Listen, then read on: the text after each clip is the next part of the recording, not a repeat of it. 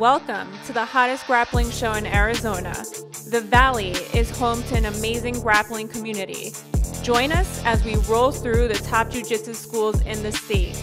Our goal? To highlight incredible instructors, their academies, and their amazing journeys through life and jiu-jitsu.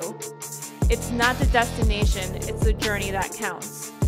Welcome to Rollin Through the Valley.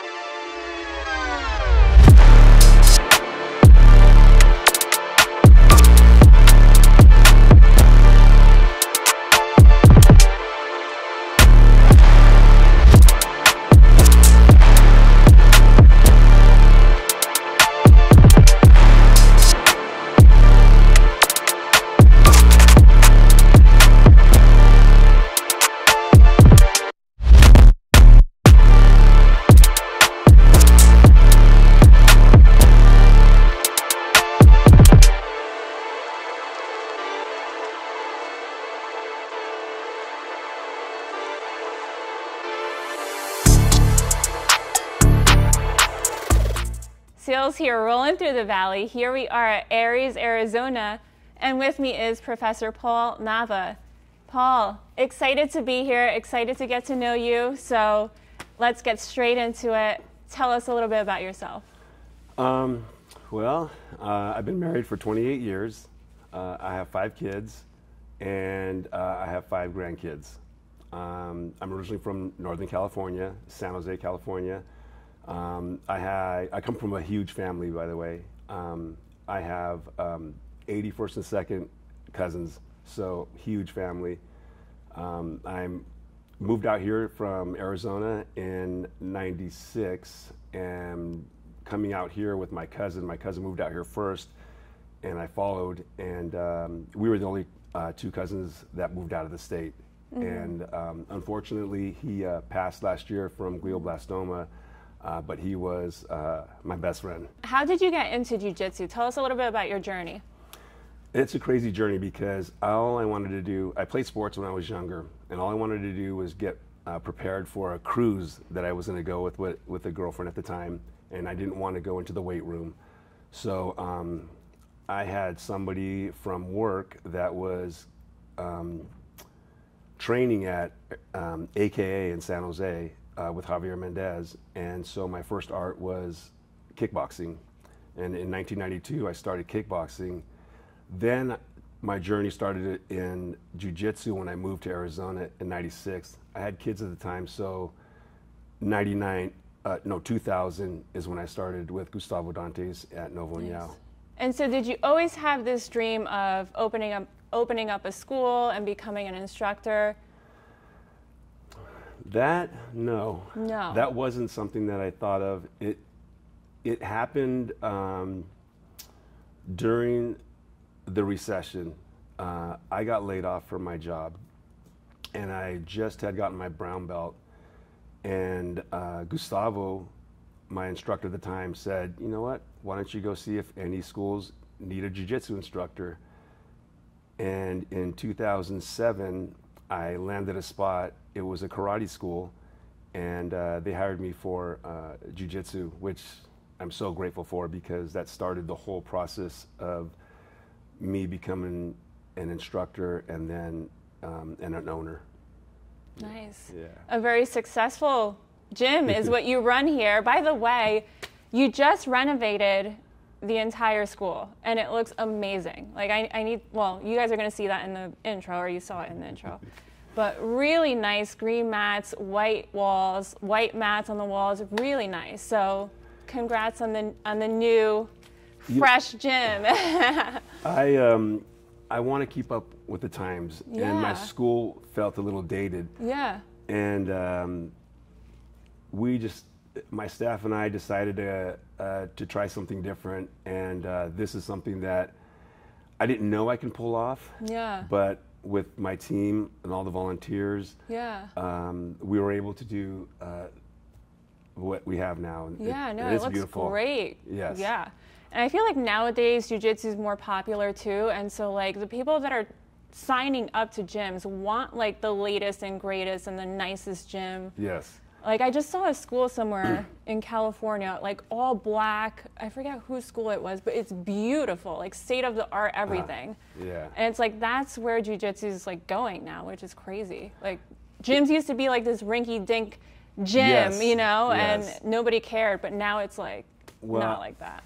I started at schools that were not like this whatsoever. Right. You walked in because you didn't have any choices, and now there's so many choices that. Right. I mean, we have a good reputation, but that's not what everybody wants. They want Right. to see a clean, nice facility that looks really good, and that's what I think we pulled off here. Yeah, for sure. Yeah. Very nice. Jiu-jitsu teaches a lot of life lessons. What does jiu-jitsu mean to you? It's a tough one, I know. It's a lot. Jiu-jitsu, for me, has taught me so much. It has been a tool in my life that it's hard to express, because every time that something is happening in my life, I'm able to go onto the mats, and I don't have to worry about all the outside things that are happening. I get to be out there with my friends and not think about anything in those hours that I'm on the mats. And jiu-jitsu has been my medicine, and I wouldn't trade this for anything else. I hope people can see what it's done for me and how it's changed my life, so they can see that this is something that they can do also.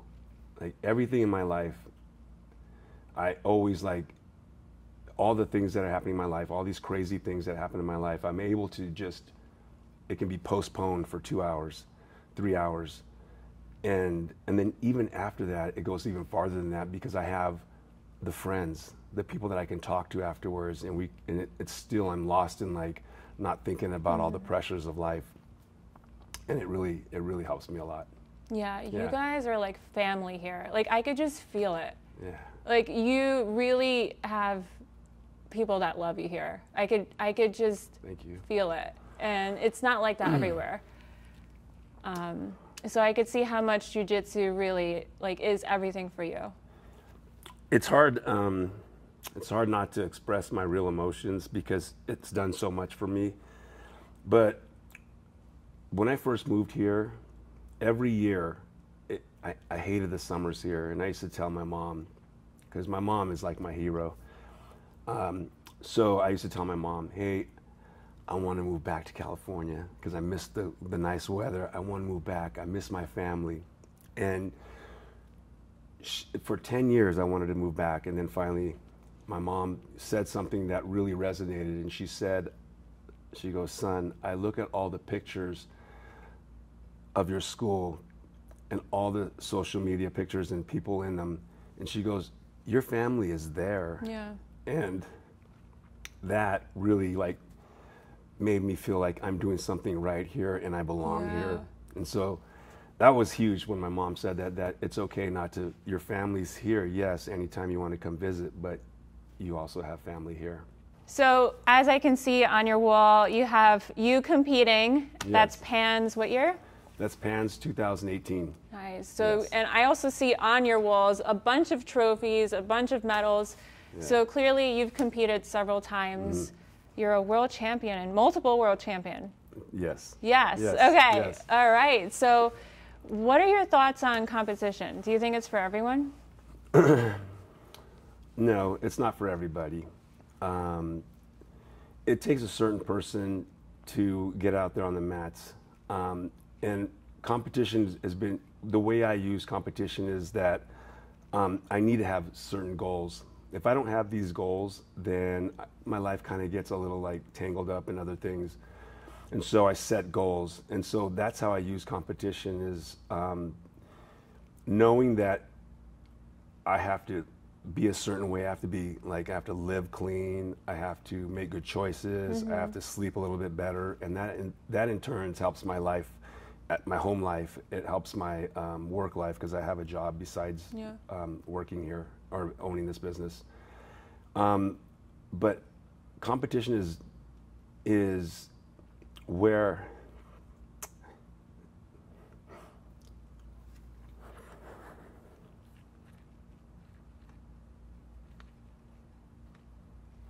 competition is where I find my worth. And because there's a lot of things in my life that that have been a disappointment, but competition hasn't, because it was all me doing it and me preparing for it. And so when I prepare for a competition, I never prepare for a competition like halfway. I always go 100%, and my students see that too, and then they follow along with me and they love it. But all the way up to when I start my camp until I finish the camp, and when I'm in the bullpen is when everything comes together. I get in a zone. I get in this zone, and I love that zone because it feeds all these demons that I've had in my life, and I'm able to, like, I hate to say it, but I put that picture on my opponent, and I visualize all these things, and I believe that competition, if you have that in you, you should go out there and test yourself, because it does feel good. But the way I use it is completely different than maybe other people use it, because it really feeds my soul. It really does. So how do you prepare mentally? Because obviously competition is a lot of a mental game. So how do you prepare mentally, especially how have you changed too from like the beginning stages to now? Because you're still an active competitor, right? Yeah. So I believe the beginning, everybody gets nervous. And those nerves are super important for anything, because you're going to go to a job interview, you're going to be nervous. You're going to get into a relationship with somebody, and you're going to be nervous. Being nervous is all a part of life. And I think that in the competition part, it helps with your journey in life. Because, I mean, you're just going in there and you're trying to use your skills to beat somebody. But then that's teaching you a lesson, because it's going to help you in your job interviews, your job career. It's going to help you in relationships too. It's going to make you more confident. And those nerves, I think, are very beneficial for jiu-jitsu. But as I got further along in competition, the mental part of the game was huge, because my wife and I, we have a little bit of we know every time that I get ready and I'm in the bullpen and I'm ready to go out there, my wife is sending me scripture, and she's sending me things, and she's sending me videos, and I'm sitting there mentally preparing. And there's a lot of things that are going on in my life. My kids and my wife are sick, and so those things I like to put out on the mats, because it helps refresh me. Like, I go out there and I do the best I can out there, and I know I put everything into it. And when I'm done, I feel like I can accomplish anything. I really can. And so, I mean, I wish everybody can have that feeling that I have. I really do. What is your physical preparation like for a tournament?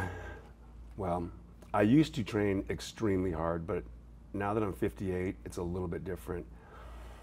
During my 40s, I trained every day with anybody and anybody who walked in the door, and I loved that. And my preparation was different. I was able to roll every round, every night, and it didn't matter what age they were. Now it's different. I have my body's older, and I have to come to terms with that, which is hard. But now my preparation is, I train 3 days a week. and I don't roll every round. I roll every other round, but I still roll with whoever's here, whether they be young or whether they be older, maybe a white belt. It doesn't matter. And for me, drilling is what really helps me the best, and that's what my students, I think, feel how they improve too, is really drilling things. Any other training besides jiu-jitsu, like weight training? So you strictly jiu-jitsu? Strictly jiu-jitsu. Nice. I'm not a pro, and I think the pros, like when they're in their young age, I think they need to do something different, weightlifting, swimming, or anything like that to build their cardio and muscle. But for me at my age, and even in their 40s, I never weightlifted or anything. I feel like jiu-jitsu was just all I needed. Yeah. Yeah. When is your next competition? Next weekend. Next weekend. I'll be at Nationals, gi and no gi, and then Worlds in the end of August. Nice. I tried to retire, but I can't. I know, clearly. That's a good thing, though. Yeah. How do you prepare your students for a competition? Well, I believe that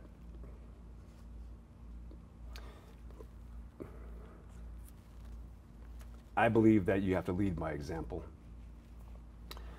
And so if I'm not doing certain things, they think that they can slack. So how I prepare my students is I always give them positive reinforcement.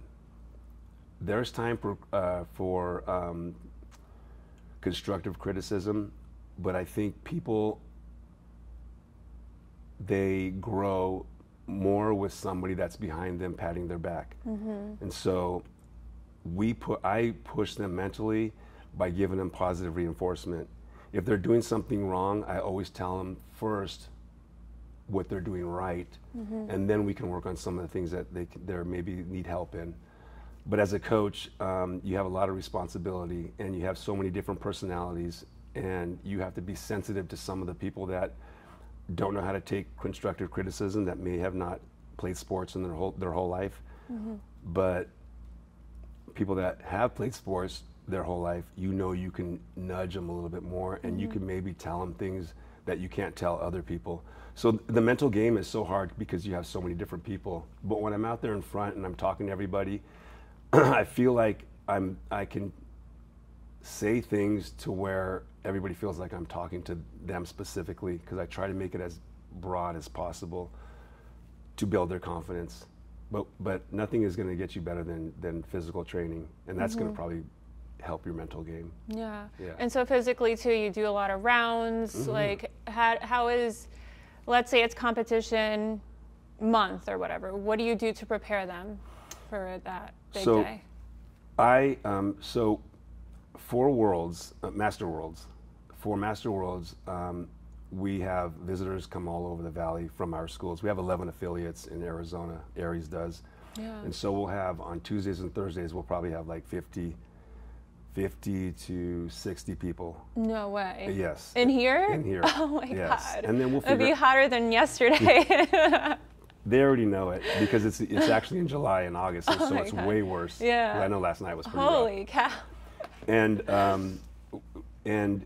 we will not probably learn any really technical technique. We will just drill, and we'll do like just string things together, like, I don't know, takedown to pass guard, and we'll drill that, like, not easy but really hard, because I don't want to mess up their game, because if they're visiting from other schools, they're learning different techniques from different instructors.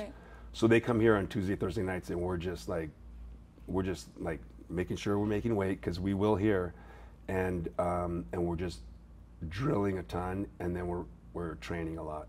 So you've competed several times. Tell us about your very first competition experience. My first competition experience was very humbling. It was in 2000 or 2001. I was a blue belt, a brand new blue belt, and Megaton had a tournament in Phoenix, and it was crazy because I remember one of the Machados was there, Petapano was there. It was a crazy tournament that Megaton had brought to the valley. Yeah. And there was no, in that time there was really we had to combine belts. So I had a blue belt, and the rest of the division were all white belts, and I lost every match. Ooh. And it was rough. Ooh. So I had my blue belt, and I was on the fourth position, because there was only 4 people, fourth position in the podium, and then all of them were white belts. It was humbling. Holy but I get to cow. tell that story to all my students to not give up. Wow, I love that actually. Because look what the turnaround is if you stick with it. Yeah. Yeah, it was. Were you like a fresh blue? I was a fresh blue. Okay. But I got my blue belt. I got my blue belt from Chris Howder, and he's like part of the the top Dirty Dozen or something. So he's like a very famous jiu-jitsu guy. All right. So what has competitions or what has competing taught you? Well, it has taught me that there is always going to be somebody better than you out there, and to make sure that you are humble in the process. The only time that I got excited for a victory is in 2018. I had a heart attack, and my doctor would not let me compete or train for so long, but I was training anyway. I just didn't compete. And then in 2000, I couldn't do 2019 Pans, so my doctor finally released me like 8 months later, and I was able to sign up for Worlds 2019, and I ended up winning, and I did it pretty decisively. I had some great matches, and I celebrated. So on your question, I don't like when I see like little kids like throwing their gi out. Yeah. I mean, it's okay, but I feel like being humble is a lot better. And one time I did get excited because I felt like it was worth it coming back. You know what I love about you? You just don't give up. No matter what life throws at you, you just keep going. That's literally what I've been just thinking about as you were telling me your story about the white belts beating you and like things happening in your life, and like you just kept going. And I just love to hear that. Like that's an inspiration to like all of us in jiu-jitsu. Yeah, it's thank you for sharing that. Like this is what we need to hear. Yeah. You know? But I believe I have a purpose. I believe that God has put me here for a reason, and it's to be a leader. Yeah. And I want to make all these different mistakes in my life so I can help people take shortcuts. But I believe that that is my gift, is to lead. And 100%. I will continue learning and making mistakes so I can pass it down to my students to know that never give up. Yeah. You don't have to be the person you are today, because there's always tomorrow, and you can correct your mistakes. I believe for me, because I've had a pretty decorated, or not decorated, kind of cloudy past. I believe that past I don't live off that anymore. Whatever I've done in the past, it's erased, because I can always fix it today, and because I have tomorrow. Yeah. Yeah, I always want to live in the present. You always just have like such a positive outlook on life. That's what it seems like. And that is so hard for a lot of people, especially like going through so much. It's hard to stay positive, but you just keep going. You just keep going. And I love that. I really love that. That's amazing. It really is. I appreciate that. What advice would you give to your younger self if you could go back in time about life, jiu-jitsu, anything? Don't be so critical about yourself. I was and still so insecure. I was raised by a single parent, and my mom, my hero. My mom, we had some great times together, and she's no longer with us. And she built me. She's the one that,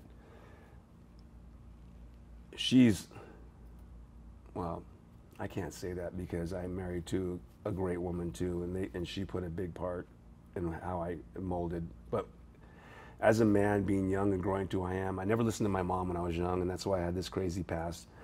But everything that she said when I was young, not listening, in my 30s and 40s, I remember all those things. We can do anything. As a person, if somebody tells me I can't do something, I'm gonna prove them wrong. Because I feel like that. I've been doing that my whole life. I never got that great pat on the back from my dad. He was never there for me, but my mom was there. But I still needed that same sex relationship. But don't believe all those negative things, and I believed all those negative things. Yeah. And that's why I got into some stuff that I shouldn't have. But now I'm a lot different. And my younger self, I wish I had more confidence. And that's why I believe that I'm here to tell these kids that if they don't have a father, or if they don't have a role model, that I can be that person for them. To finish the interview, thank you so much for sharing everything. Like, it's been amazing just hearing your story. Thank you. To finish the interview, what are you currently excited about here at Aries? What do you have going on? Tell us a little bit about that. Well, I'm excited that we have this great new remodel. I'm excited that I have now an assistant, and her name is Cammie, and now it's taken so much off my shoulders, so much.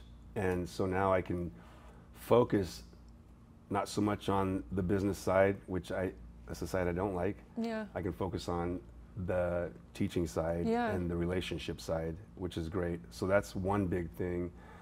Another is I don't know why in December I wanted to retire and not train and not compete anymore. So the other exciting thing is that I'm never going to say that again. Yeah. And awesome. I'm just going to compete because I need those goals. So this is, I just want to say too, so you do this part-time, or like, do you teach every class, or no. You don't?